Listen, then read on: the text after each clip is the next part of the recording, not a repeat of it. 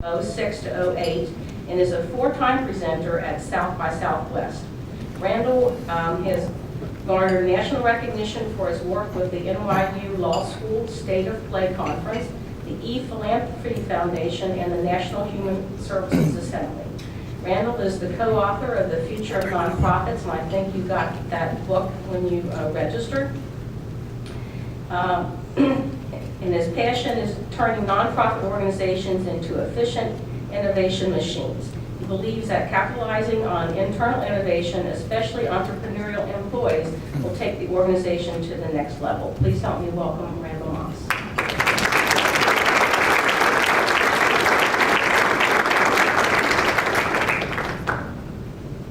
Well, good morning, everyone. Good morning. Thank you very much.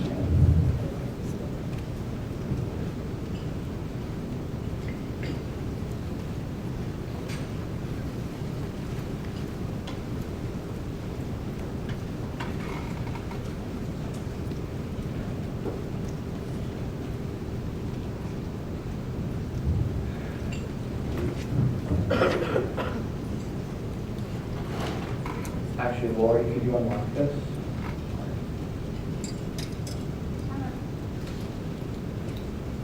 So we're going to talk about technology.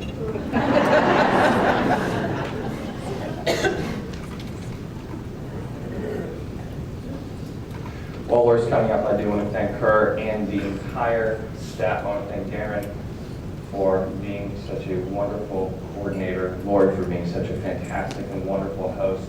I do want to thank all of the sponsors who have helped to make this event possible. Without them and without their financial support, things like this don't happen. So I'm very personally grateful to be able to bring this message to you. So I think we should all give everyone who's been involved another round of applause and say thank you.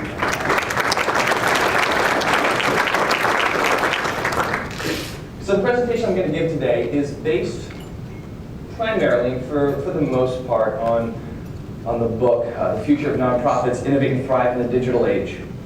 I want to tell you just a little bit about myself. Again, I really genuinely appreciate the glowing, fantastic introduction. But I want to tell you a little bit about the book and how it came to be, because it really is an interesting story of what, the art of the possible, what could happen.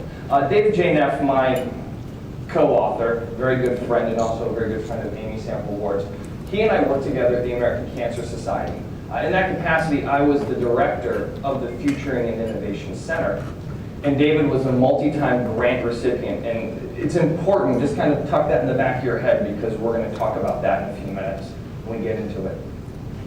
David and I were approached many years after we left the Innovation Center to write a chapter in a book. The chapter is supposed to be about 20 pages or so. It's supposed to be about the innovation process in nonprofits. And we turned it in to our author, Ted Hart. If any of you have read any of Ted Hart's books, they're very good. I would recommend them. And Ted sent the chapter back and he said, I'm really sorry, the book ran a little bit long. We don't have room for you. That's not a very good. But Ted said, the publisher really likes what you wrote and thinks it's kind of interesting. And the publisher wants to know if you guys, in all of your spare time that you have, can turn a 20-page chapter into a 250-page book. And of course, David and I said, yeah, sure, why not? So, 6 months of 1:30 a.m. writing sessions, passion project emerges. And so again, I say thank you and express my genuine appreciation for the opportunity to present to you what literally was 6 years of professional work and then 6 months of midnight oil burning to you guys. I hope you walk away enlightened, inspired, and hopefully motivated to action by the presentation.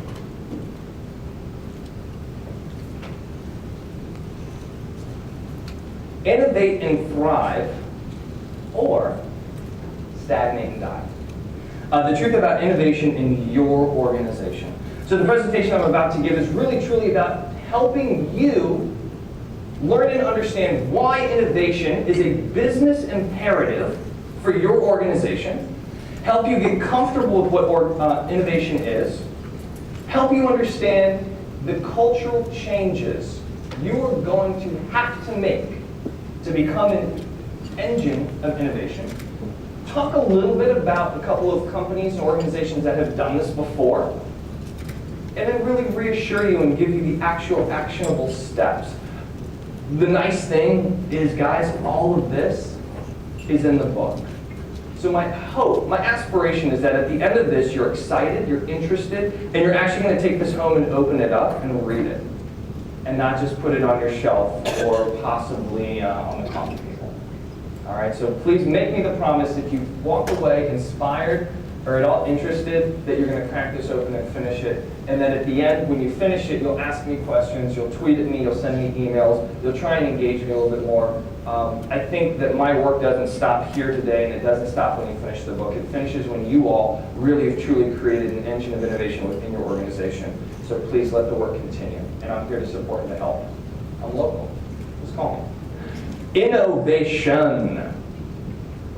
What's that all about? It's a noun. And innovation is a noun. It's a thing. It's a product. It's an output. It's deliverable. It's a tangible. You can pick it up. You can touch it. Play with it with your kids. Use it in your desk in your office. It's a thing, okay? It's a cue drum. Now, I gave this presentation about 5 days ago to a business class up at University of Dayton. My hope is that we can identify what this thing is, what this innovation is, faster than a bunch of scrappy college kids. Does anybody know what this cue drum is? Please. You probably will have never seen it in your life, and that's okay. Guess. Anybody. Tell me, what do you think this thing is? Yes. Yes. The seasoned professionals beat the scrappy kids. Does anyone know why this innovation, this tangible, is? And I'm not getting into this whole Bill Clinton, what is, okay? I'm just.